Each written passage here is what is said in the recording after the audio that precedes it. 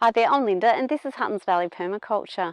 Recently I've seen a video in which compost was made in the pathways of the vegetable garden, and I thought what a fantastic idea.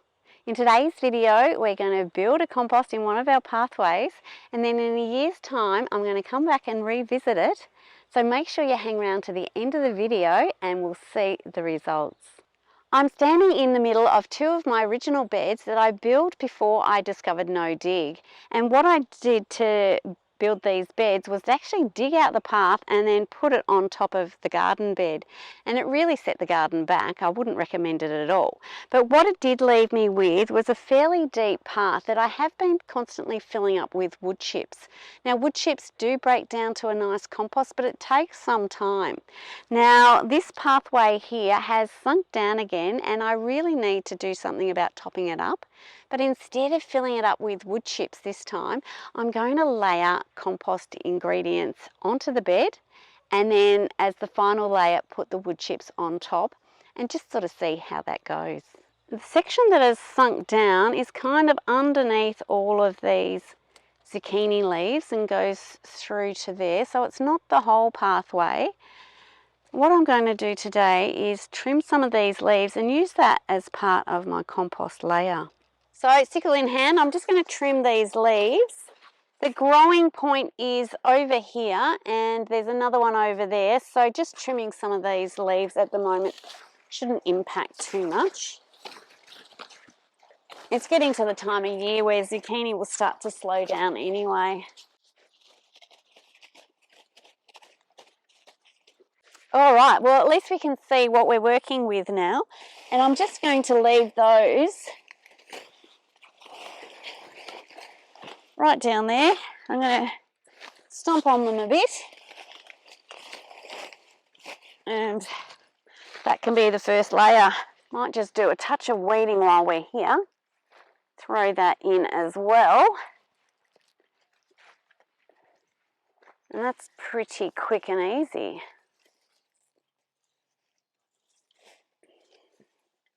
You can see underneath this path where the wood chips have broken down. It's actually gorgeous.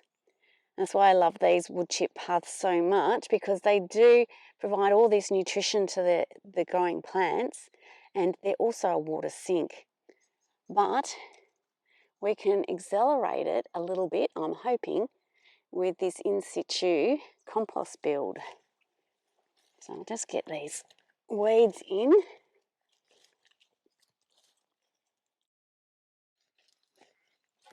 All right, they can just stay in place. They probably don't even need to be cut down, but while I'm at it. Rightio. Other materials I have at the moment are all these sweet potato vines, which were headed up to my usual compost, but I thought I'll put a layer of that down in my garden path. I've also been out collecting a couple of buckets of manure that my cows have generously shared. And here is some cypress sawdust from a mill that has generously given me a whole pile of this sawdust. So I'll be layering those three ingredients and then finishing it off with a layer of wood chips. It's a big mass of vines from my sweet potatoes, which was a very successful harvest. I'm just cutting it up into manageable amounts, but not worrying about it too much, just so I can get it out of this big bunch and spread it out a bit.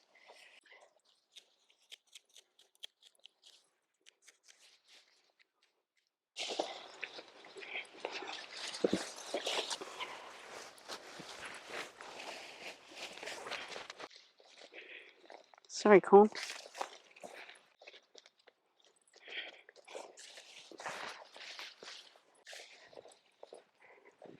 Next, I'll spread out the manure. Now, I'm making sure that there's a couple of layers on top of this so that it doesn't become an issue. You just have to make sure it's all fairly thick, I reckon.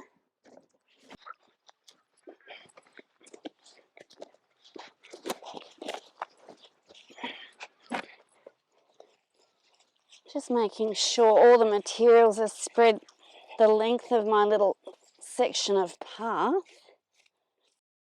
And so the manure isn't an issue within the path, I'm going to put on a couple of woody layers. Firstly is a layer of this sawdust I've got.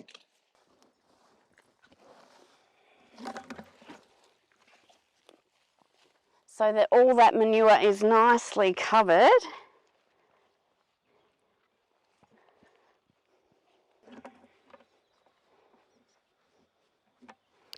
And before I put my final woody layer on, which will be the wood chips, I'm going to add another layer of greens.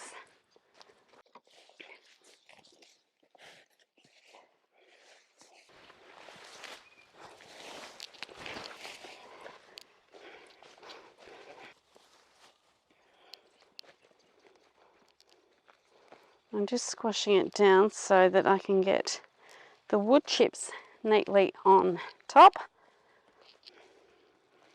And I think we're ready for our final layer. And now for the top layer, which is the wood chips.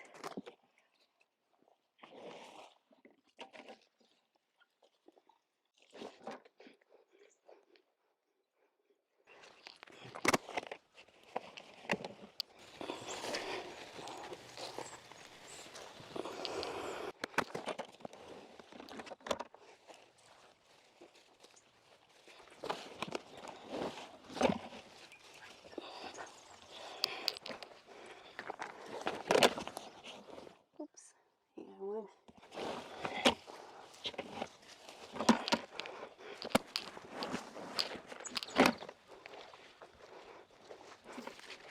Now there's our updated garden path. It is quite a bit higher than what it was with all those layers, but I expect that that will sink down as the materials decompose.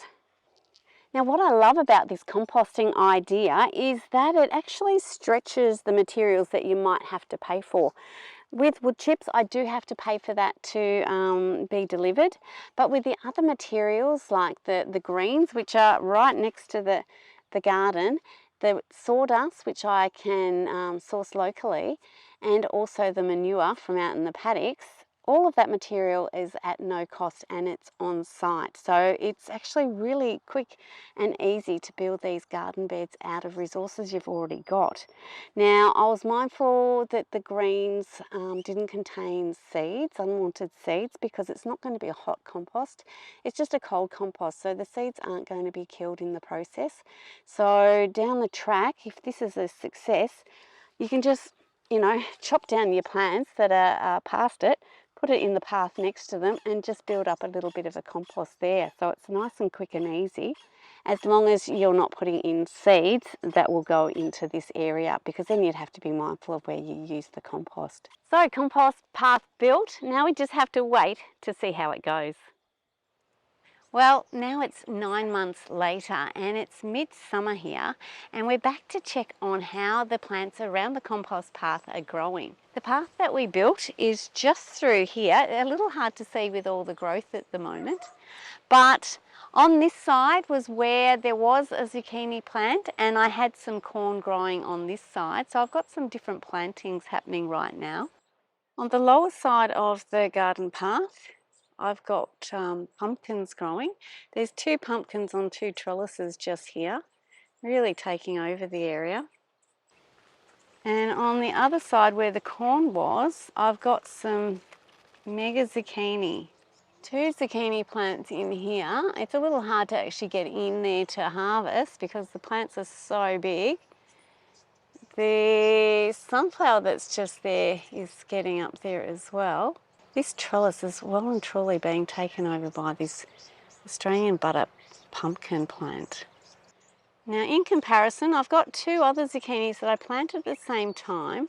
They didn't get the same amount of sun, so they didn't get started the same. But this path here, which we cleared last week, isn't as deep as the path that we built in this video. So the extra nutrients that these plants have been exposed to have really produced a heap of growth of leaves, but they've also been really productive in terms of zucchinis. There's a little zucchini coming out through there, and I've just picked that one as well. This plant produces super long stripy zucchinis. And the second big plant is just a black zucchini. It's producing well, and it's producing at a number of points too. So it's got one big one there, and I've just spotted another mega zucchini that's got away from me over the other side. And the pumpkin plants likewise have enormous amount of leaf growth on them, but they're also producing these mega Aussie butter pumpkins. Now this is the second variety of pumpkin on the second trellis here. It too has got lots of growth of leaves, but I'm actually yet to spot a pumpkin growing on it. It's a Jap variety pumpkin. I don't know what's happening with it, whether there is actually too much nitrogen from the path or not. There might be something hiding in here and I've missed it. I do have another Jap pumpkin elsewhere that's got a couple of pumpkins coming on it, so the seeds should be good. But time will tell whether this pumpkin is productive. We're at the other end of my compost path here, which continues through here. So on the upper side is some sweet potatoes and the beans. Now the beans have masses of leaves again, but they've also had lots of beans coming on them with lots of flowers still coming along as well. So while there's a lot of growth of the plants, there is lots of production happening too. So in midsummer, things are looking really good around my compost path. It's April here in the garden, and the amazing green of the summer garden has disappeared. Most of my plants are dying off now, and I've sort of been finishing with the harvest.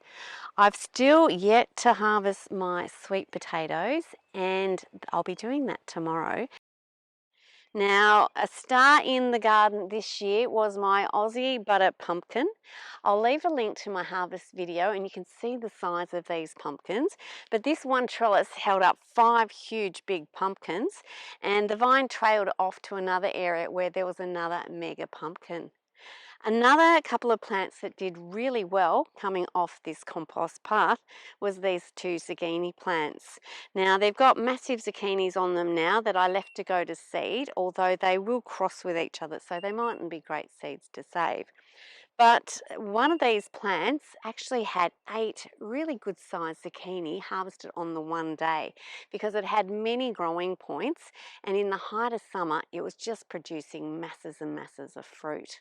And it couldn't have done that without the fertility and the moisture provided by this compost path. Further down my compost path, on this trellis here, on which I grew my Jap pumpkins, I wasn't too sure back in January whether this plant was going to do any good. There are a number of plants here and I just couldn't see the pumpkins. But I did get out quite a number of pumpkins off this plant. Not as prolific as my other pumpkin plant, but it did do really well all the same. Another crop that I grew alongside my compost path were these lazy housewife beans, and in the height of summer the plant was massive, lots of green growth, but heaps and heaps of these beans, most of which I've now picked either as green beans, or I did pick lots for pods. There's still a few on here that I've not grabbed, but this plant with the fertility and again the moisture was so productive. I've still got one Turk's turban still to harvest, and judging by its little tendrils, we'll be able to grab that one off soon.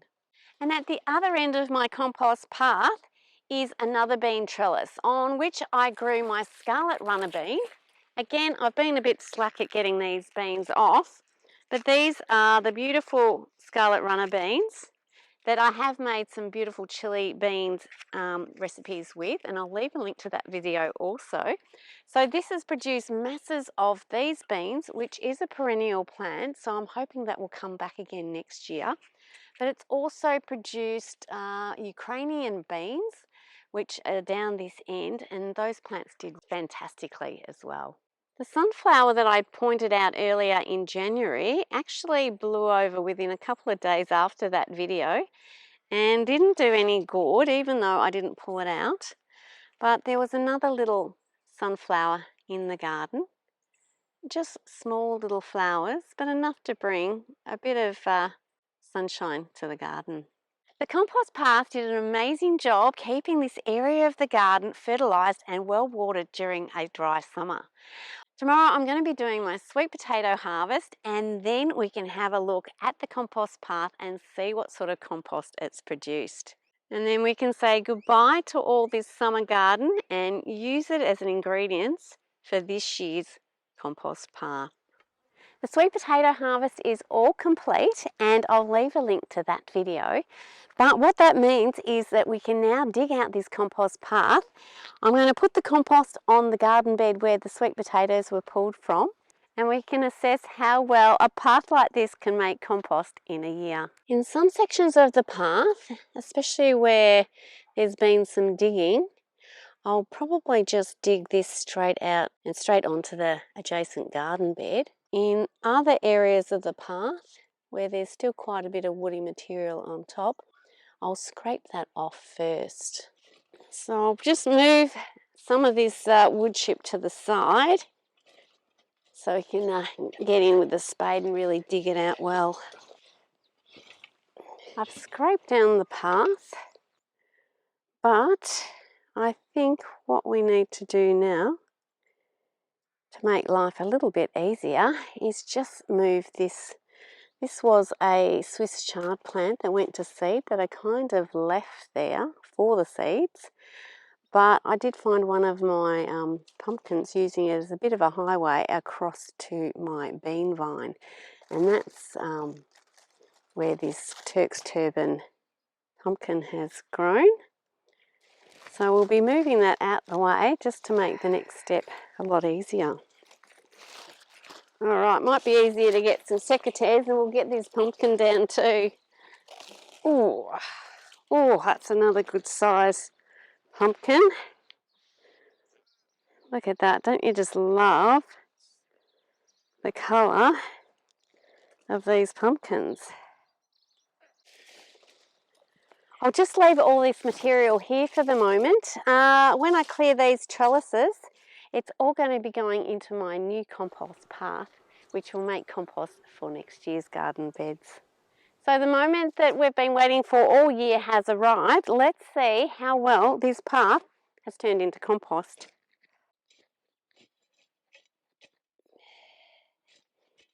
Well, you can see there that there's still some of that wood chip in there, although it is breaking down. So you can see here there's different colours. The top layer, you can tell there's a lot more moisture in it.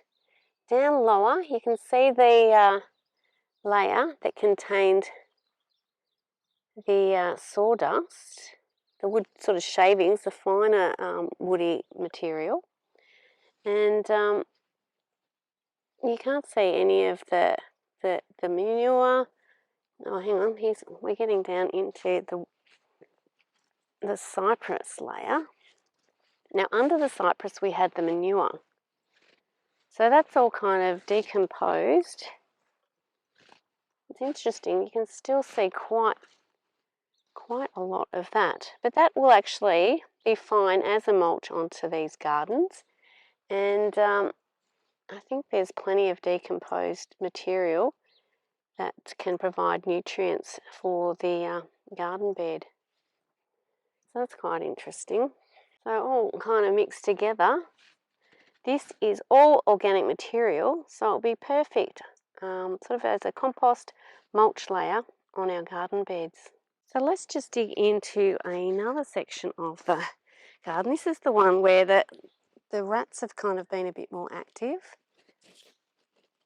And we'll flip it You can see lots of roots there where the plants have kind of stretched into the compost. There's some worms. There's damp layers and less damp layers. And that is buried wood chips that when these little fellas were digging in, they've covered all of that over. But again, that'll be fine on top of the garden bed next door. Yeah, certainly plenty of evidence of the adjacent plants enjoying the nutrition and the moisture from this pathway. That layer is quite moist and decomposed. And I think as just a fertility layer on your garden beds, that's going to be fine. I mean, if you did leave that to decompose longer, then those woody materials would break down further. But I think that's going to be fantastic on top of our garden bed. The path is all dug out now, and I've been able to spread compost or mulch material on both sides of the garden. Over this side of the garden, I've just kind of piled it up in places because I'm still to clear out the old plants in that section. So I'll spread that out once the garden's clear. And while it didn't fully decompose, it's decomposed enough to create materials that are going to be fantastic on top of these garden beds. Normally when I've had just the wood chip paths with, you know, quite deep wood chips, it's taken 2 or 3 years really to see the that material decompose enough that you'd want to add it to your garden beds. So the process of making compost in the path did accelerate that whole process, and I've been able to create this beautiful material that will hopefully produce beautiful plants in the year to come. And you can see with digging out that material, it leaves quite a trench, plenty of space for all of this material from the summer garden to be added to it. And also the material that's left over from our sweet potato harvest yesterday. So we can add some other materials to it and once again have a fantastic compost path to benefit all the plants around it. So before I get into making this year's compost path, let's wrap up this video. The compost path, has it been a success? Well, it's produced fertility for amazing growth during summer. It's also provided moisture for those plants. Now, granted, the sweet potatoes didn't do too well, but that's because sunlight didn't reach them because of the amazing growth of everything else. But mostly it's produced an abundance of crops. We've got beans, we've got pumpkins, and we've got amazing zucchinis from this space. And at the end of it, it's actually produced, while not fully decomposed, it's produced wonderful material that we can add to the year's growing beds. In addition to your normal compost, I think making compost in the path is a win-win for your garden. I hope you've enjoyed today's video.